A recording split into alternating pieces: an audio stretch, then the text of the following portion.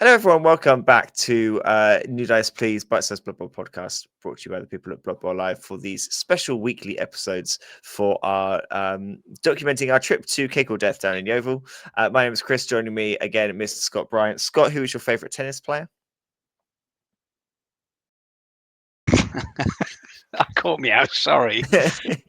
Favorite ever tennis player? Do you know what? I used to like Stefan Edberg. Very Never nice. really a big fan, but I liked Stefan Edberg. I thought he was very cool, underrated. Okay. Yeah.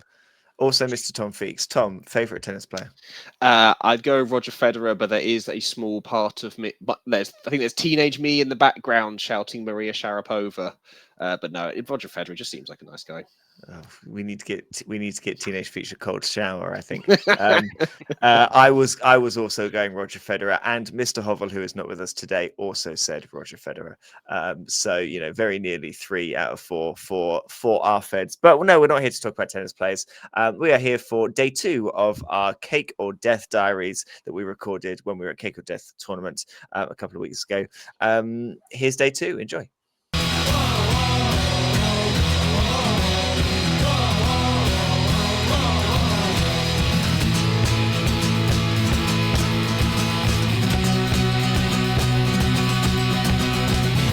3, 2, 1. Back in the car. So we are back in the car. And we're going to have to think of a good name for this because we're focusing on the tournament. We're talking about the tournament. We built up to the tournament on the way here. We're now on the way home. So we're talking about. So it's going to have to be like some kind of car diaries or something, isn't it? Well, if you think about us as a road trip, a road warriors, something Mad Max related. So what about Beyond Yeovil? Beyond Yeovil Dome. Beyond Yeovil Dome. I haven't been sitting up all night thinking of that. Okay. Possibly Beyond Yeovil Dome then. So we're in the car. We are back on our way to our lunchtime stop at Fleet Services to see Scott Mills Bridge. And tournament has been and gone. 4 games played each. How are we feeling after the 4 games? Let's not focus on the results because we'll get to those. We'll build up to those. But how are we feeling about the tournament, the venue, sort of how it was put on? It was your kind of stereotypical village hall affair, but I think incredibly well done. More than a village hall. I think as a community centre, it was very good indeed. Yeah. Good facilities, good amount of space. You didn't feel on top of people. You didn't feel cramped. And with 44 people, and basically 44 people who should know better, but we all admit we don't. Simon and the family, hello Simon and family, I think they did an incredible job. They had food available if people wanted to buy, free cakes, free coffee. Free cakes were Yes. Absolutely delicious. Cupcakes, wonderful. Shout out to that, Simon, and to Mrs. Simon as well. Absolutely stunning. Also, the free goodies. I love the scatter template. Scatter template is very nice. On a pink Very nice. Yeah, and lovely dice. And how were the dice? Did they roll well for you, gentlemen? I didn't roll them. I now have this kind of almost worry that I'm gonna sound like such a dickhead. I go in with my dice plan with the dice I want to roll.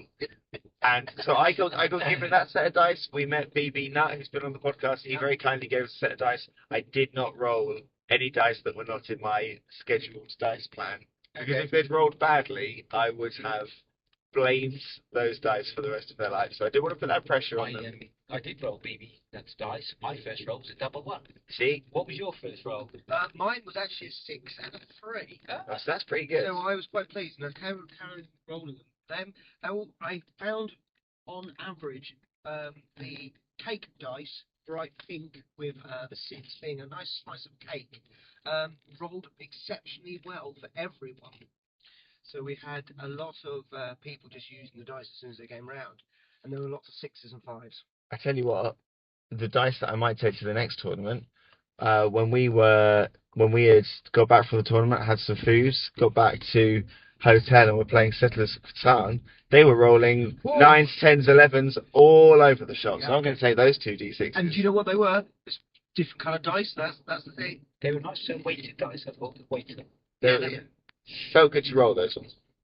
So goodies, yeah, goodies were great. I think they were really good. Nice handouts. The Yeah, it was a very nice haul. Like it was, but I think the point to make is it was just like a village hall community centre, and it could have been just a village hall community centre with your standards, with just the facilities, nothing else provided. Yeah. Like the extra effort that Simon the TO went to have things like cans of monsters and other drinks and crisps and snacks and stuff to buy and the free Yeah. cakes like that, and free tea and coffee and I water and think stuff. that reason Yeah. they made the extra effort was because of the location of it.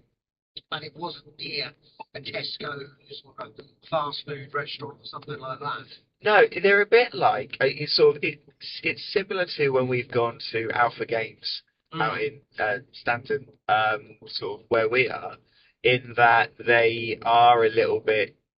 They know that they're a little bit kind of out the way. So this tournament, lots of the people I spoke to and played lived sort of 20-30 minute drive away, or somewhere outside of it's a rural area, and people lived a little bit further out, so they made sure there was kind of everything there. So I think they did really well. Yeah, I think it was really really good showing. We just shout out all of the other coaches who were there. Everybody contributed to make it a really, really good tournament. Yep, everyone mucked in to get the tables and chairs out. Everyone was polite. There was no rudeness. Everyone respected each other. So if you wanted to have a smoke or wanted to go and vape, you went outside. There was a designated area. Yeah. Really, really good. A really welcoming group of players. Actually, like it didn't feel. Sometimes you can kind of feel a bit stared at. Do you know what I mean? A bit like going into, a bit like when you go into a village pub, and all the locals just turn and look at you. Sometimes you can go to tournaments where it does feel a bit like that sometimes, and I think we're quite lucky that it's not all the time. And this, for there being as many people there as there were, it felt very welcoming. People were more than happy to just like have a chat. It was a very very nice group. Not that it made any difference, but there was definitely an older set of coaches. I would say it was an older room. There were no kind of teenagers or younger people. It was very much a set of mature people. Clearly played previous versions of Blood Bowl. That depended on who you spoke to. Lee, hello Lee, if you're listening. When I played Woody in my last game with him, he's only been playing, he was saying, just over a year now. He moved away. He moved across. Similar story to mine. Moving across from 40k, just because 40k was becoming too complicated, too many changes, and people just chasing the meta, and almost some of the builds become a bit of a gotcha. Yeah. So yes, so generally all thumbs up, and I think the big endorsement would be, you go again next year. Yeah. Okay. I would. So I think we need to. I think we did. And I think we need to go next year, and I think we need to take a bigger car. I think we need to take a contingent down, a full Southern roster. Aardvarks and Dragons. If you're listening, Get a bus. BBL. Yeah. And I know certain individuals who would, I think, well, it depends if they're allowed out of the county at the moment, given legal standards.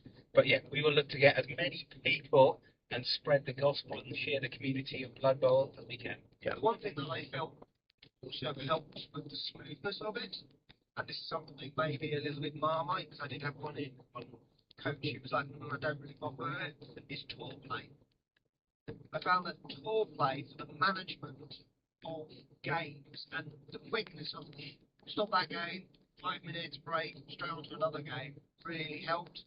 The numbering of the tables, having it out so you knew straight away, oh, it's this person, rather than in previous kind of tournaments I've been to, you've got that classic shouting out people's names, and then when you're five tables in and the person's still shouting out names, you've got a lot of people talking, you can't really hear, and that kind of tends to slow down the whole crossover. I think that does make it a lot easier. Yeah. Like as someone who's been TO and used tour play for that very purpose, like yeah, it's really frustrating. Like tournaments where they're shouting out the names. I think that's one thing I you know I don't know, like I know some people like to use the score system, and I know tour play does cost as well, Yeah. but for, you know, when you're trying to organise and get people sat down and you're shouting the fixtures out because some people maybe aren't listening and anything else, that can be frustrating. Also, I really like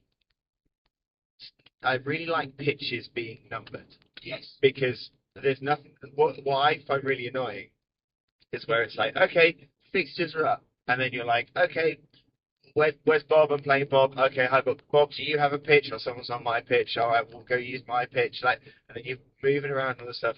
Just being like, this is your game. This is your opponent. This is your table number. Go to your table. Yeah. So it takes so much stress out of it from a TO point of view. And I actually think it's a lot easier for a player that you're like, I don't need to find my opponent. I just need to find my table. Yeah, so anything that can be done to remove any form of ambiguity or uncertainty, that's what we Yeah. keep it simple. Keep it simple. Keep it simple. Okay. So big thumbs up. That's the introduction. Next session. Next recording. Thank you for summarising the introduction and reintroducing the introduction. It's been nice. Trying to be a bit professional. So I was doing this, you know, in the office. And that was the. You know, just tell Chris to fuck off.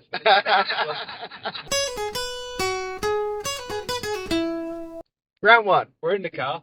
Yeah. Not quite at Fleet Services to pay homage to the Scott Mills Bridge. Yeah. Praise be Scott Mills. Chris is very fickle in his worship of celebrity. Yeah, that's So, Scott I've got nothing against Scott Mills. He's alright. You know, play some tunes. We're going to do a review of round one. We are Yes. going to start with Mr. Chris Coe, if I can find How kind. where you are. Do you want to just explain the team that you faced in round Yes. one? So round one was against Chaos Chosen. Team build that included Scala, big red, horrible, angry star player. Angry Hobbit is the guy I played. These are the Chaos Crushers. Yep. With Mr. Wayne Allen. Hello, Yes. Wayne, if you're listening. Really, really nice guy. And something that he did straight out of the bat is he said like he had kind of a few things that meant he was just very clear as to how it was best that I communicate with him in order to make sure that everything was understood. He said, like hearing wise, like he struggled a bit, so he was like, it's a very loud room, be very loud with me, be very clear with me, try and maintain eye contact when you're talking to me as much as possible, to help, So he was just very clear with what he needed to make sure that we had kind of a nice, smooth game. Yep. Which is so very important, whether you've got any kind of particular requirement or not. Very important, very key, and meant that we had a really nice, fun, clear, non-ambiguous game. So that's really good. It was a good game. It was a very enjoyable game. He normally plays halflings. I think he said that he has something like 17 or 18 different halfling teams with different themes. He's got so many of them, but he was playing Chaos instead for this tournament. It got off to a bad start because my Croxagore was killed on turn one.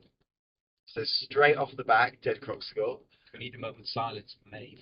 No, because you know what? After that game, she redeemed herself later in the day. Okay. She did very well. Spoiler alert.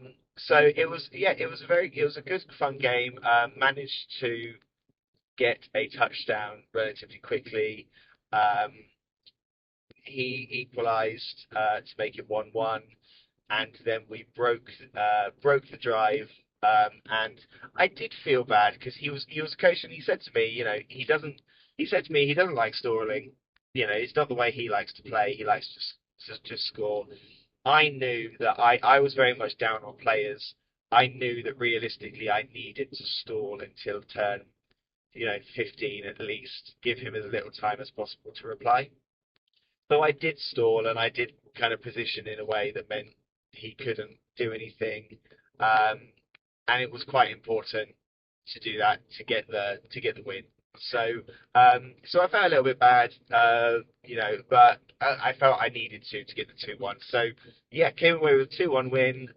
No casualty bonus points. So I think I ended that round the worst person who had won a game, which fine, makes you next round a bit easier. And how was it playing Skylar? I've played Skylar before. JD took Skylar against me in a league once, many, many leagues ago. He wasn't afraid to blitz with Skylar. More than happy to blitz with him. Um, what was good was actually if you when I positioned in a way that Skylar was either too far away to do any blocks or blitzes, then it's a 4 Unchanneled Fury is a 4+ to just move. So I had an opportunity to knock Skylar to the ground. No, actually, I don't think I did. I think he got both down against a block piece. So he struggled to keep Skylar on his feet. And as soon as Skylar is not on his feet, it's a 4+ to move him because you're not wasting a blitz. You can kind of isolate him enough. And I think you do this with all Unchanneled Fury pieces. Isolate them enough that they're not going to waste the blitz because there's no point. So it's a 4+ to move, which is a difficult roll. And then they just stand there and they're out of the game. So most of the second half, he was actually just on the floor, out of the game. So there were just no big guys in play, which really helped because I was down a crop score. So yeah, manageable, I would say. Very scary to play against it, but quite manageable if you can isolate it. Good. Any questions for Christoph?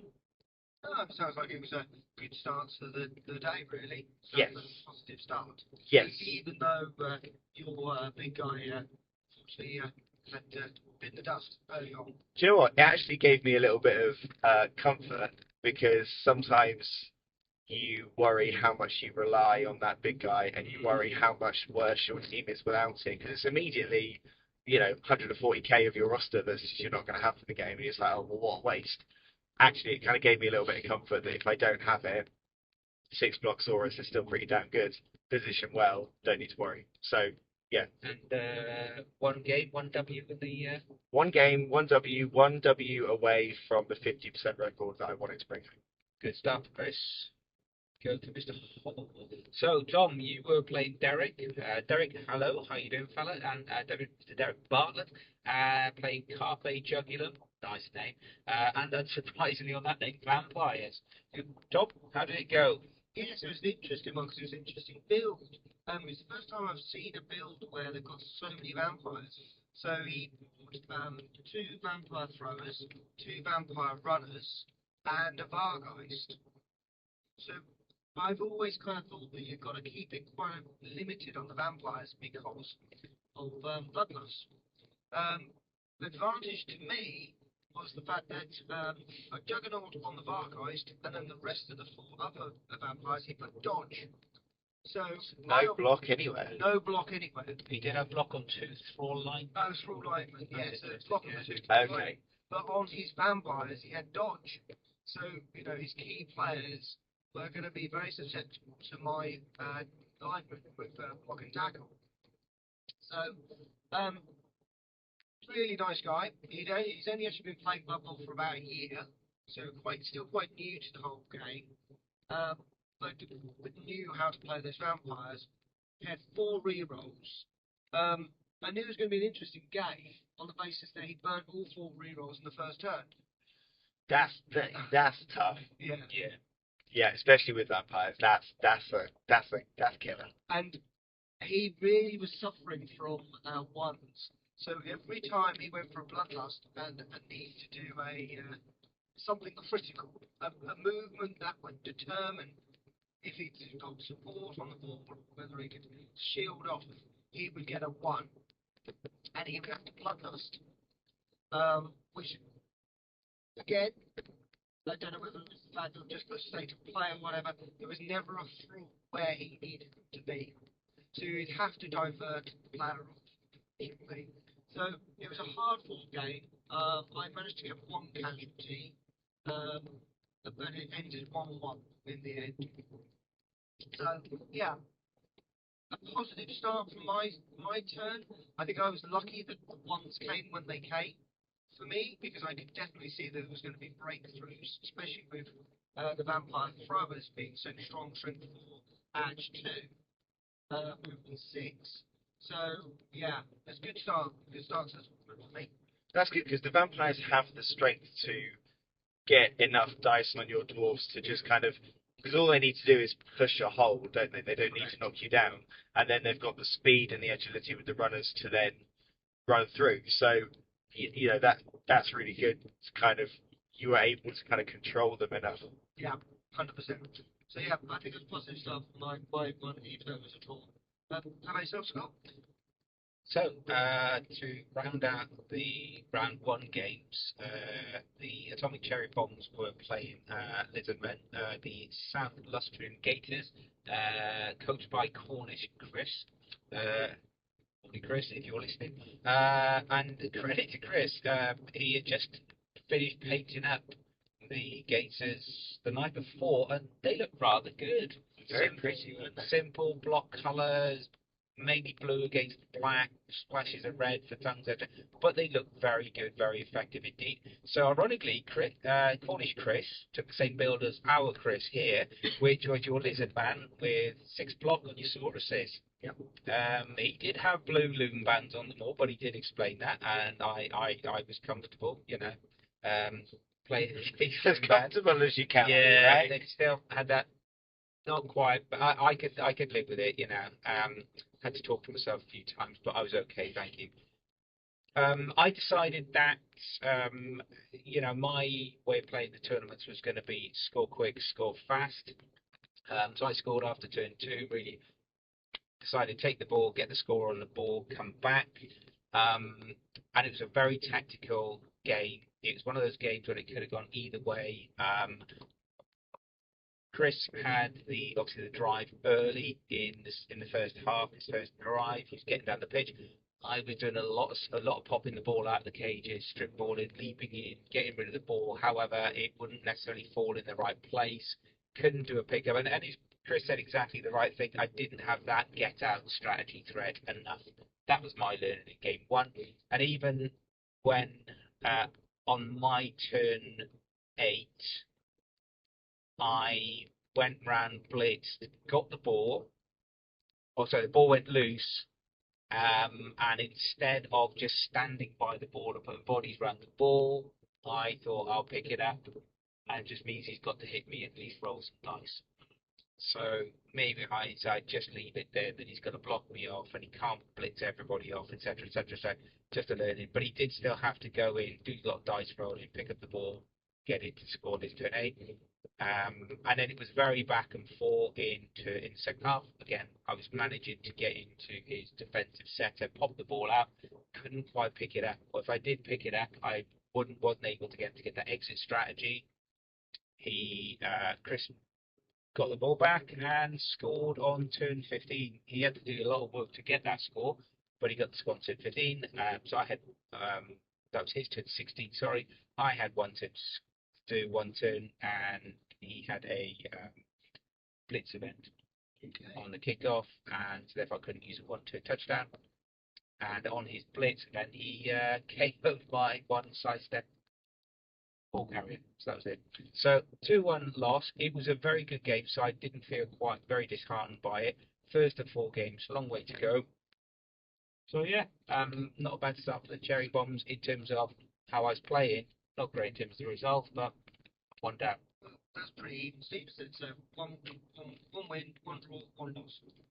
So, quick question before we leave round 1, Scott. Yep. You're the only one of us who, by luck and the reliability of the Lizard roster, you had a tournament practice game about a week before the tournament against an exact roster Exactly that the you same. played. Yeah. So, is there anything that you did in that game that you did differently to what you did against me that meant that you were in that, like, because you got the same, it was the same result as well. Yeah. So is there any, like, do you feel you did anything differently that worked that made that practice worthwhile, or did me and him play differently enough, or that it didn't really matter? Like, how do you feel that helped? I think the practice game against you, Chris, really helped.